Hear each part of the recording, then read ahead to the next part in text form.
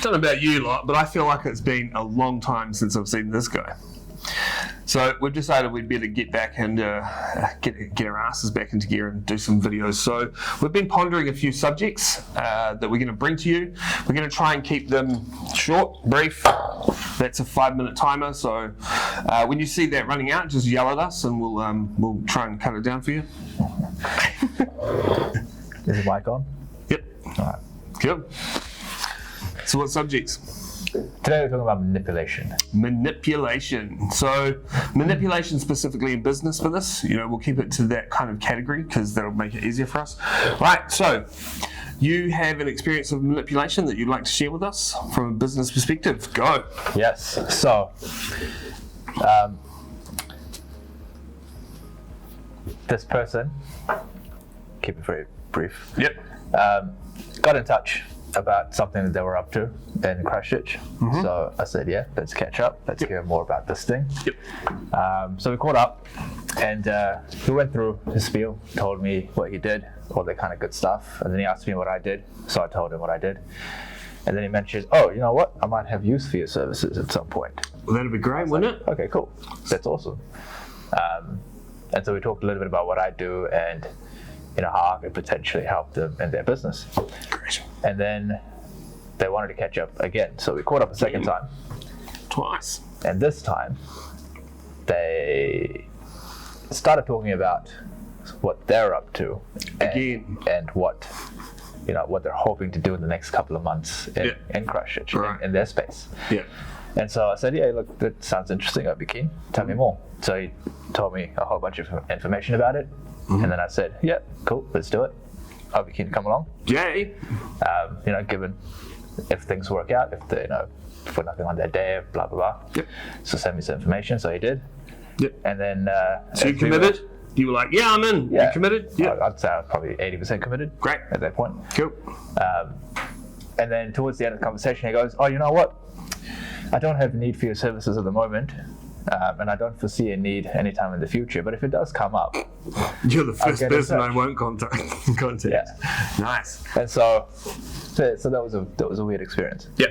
And you felt that was a purposely manipulated situation? Yeah. Yeah. Yeah. Because the person was consciously aware of what they were doing. Yeah. Yeah. 100%. Cool. So I was going to give you an example, but we don't have much time. So what we're going to do is we're going to dive into the concept of reciprocity, right? So anyone that would have read the book by Dr. Robert Cialdini, which is Influence, Science and Practice, would know that reciprocity is one of the weapons that you can use to get people to commit to things through them feeling obligated, right? So the person had a couple of meetings with you and sort of went, here's what I'm into and here's what you... And then invested some time into you, and it felt like, there's reciprocity there. We're potentially giving to each other. And then once they got you to commit, and you were so far down that track, they then went, now that I've got you, I'll say that I can't do the thing that I said I was going to do. So did you follow through on that? No. Which is weird because most people would, right? They would feel like, well, I've said that I'm going to do it, and integrity says, well, I need to keep my word. So you decided to do something else. Well, I decided to go against it because I kind of knew some of the principles because I've read the book from Robert Cialdini. So once you know what the principles are and what the signs are, it does become obvious. But the scary thing is a lot of people don't know what the signs are, and they do get sucked into it. Yeah. So the signs basically, right, is when someone's being a little bit too quick with a relationship, it feels a little bit pushed from their side, and they will get you to commit to little things along the way. Usually it's done with gifting, right? Someone will give you a gift and it's like, here you go. And then they'll ask you for something within a few days or a week or a couple of weeks down the track where you can help them, and you feel obligated. Oftentimes what's interesting though is the gift is a very insignificant value in comparison to the ask, the favor, and that's how they manipulate. We're running out of time, so I just want to be conscious of that. I think this is a subject we should talk about more. I'd love to hear your experiences of it. We would love to hear your experiences of manipulation, especially in business, because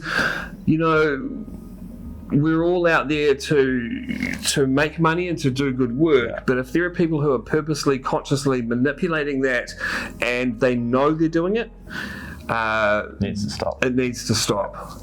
And we need to learn how to defend ourselves against it. So I think we'll have another chat about maybe some of the defense around this type of stuff. Good stuff. Cool. Catch you next time.